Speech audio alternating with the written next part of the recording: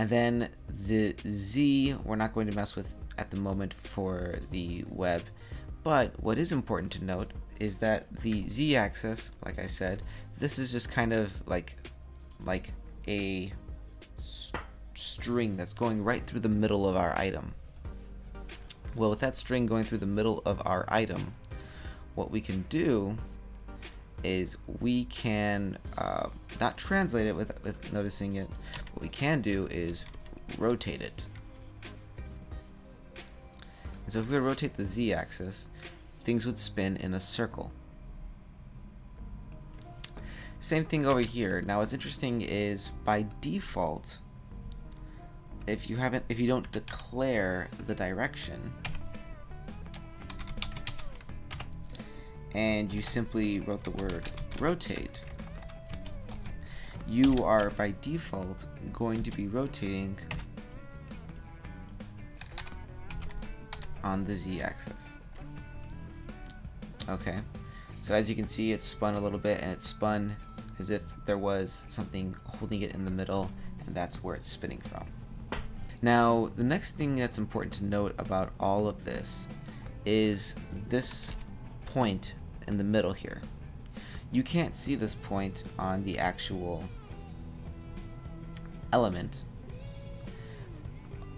in code, but in this 3D program you can. So, what is it? This is called the transform origin. This is the point at which all things take place. It's the place where if you were to rotate things along the x-axis,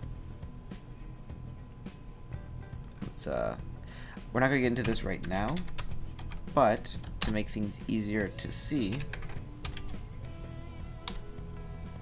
there you go. This is just giving it some perspective.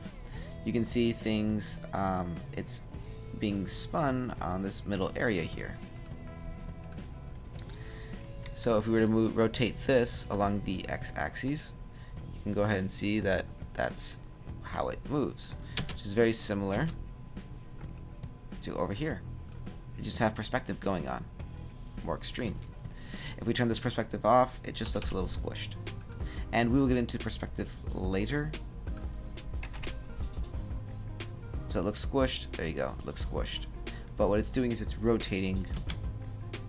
It is rotating along this axis. Okay. Now, why did I even bring this up? Well, because you do have the ability to move the transform origin. By default, it's going to be in the middle, but much like absolutely positioned, if you were to absolutely position it to 0, 0, you get something along the lines of it being up at the top here. How does that affect things? Well, it's not going to affect your translates at all, right? Translation being the movement.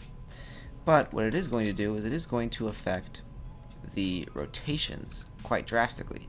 So here you can see how it would drastically transform the rotation, because this is the spot at which the X is being translated from, right? It would also drastically affect your Y rotation.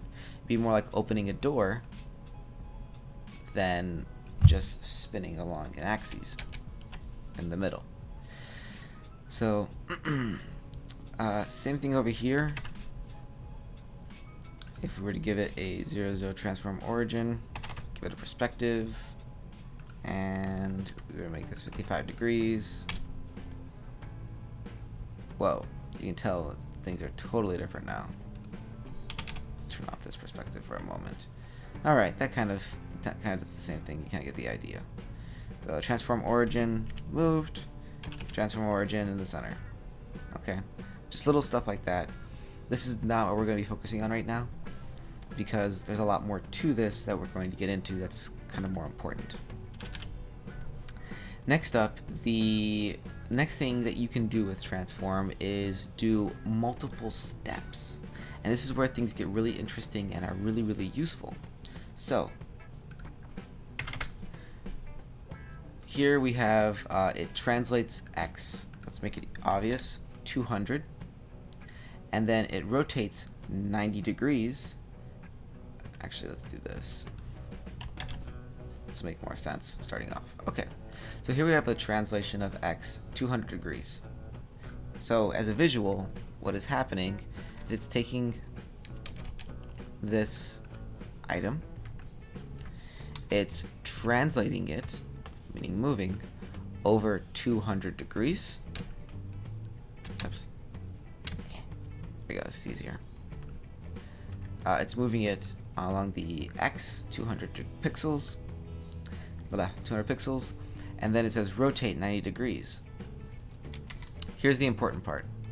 When it rotates it, it's rotating it along its axes. So, let's say rotate X. Wait, it's going to rotate along the Z, right? Whoop. Let's just say 90 degrees. Okay. Looks like these images aren't quite lined up, but you get the point. So anyways, here's the important part. Boom. You see that? What we've done is we've moved it over and rotated it 90 degrees, but as you can see, the Y is no longer on top and bottom. It's now, if you were to adjust the Y, it's going to be moving left and right. So, if I was to now translate the Y 150 pixels, you'll see it actually moves back, right? And the reason why is because these are sequential steps.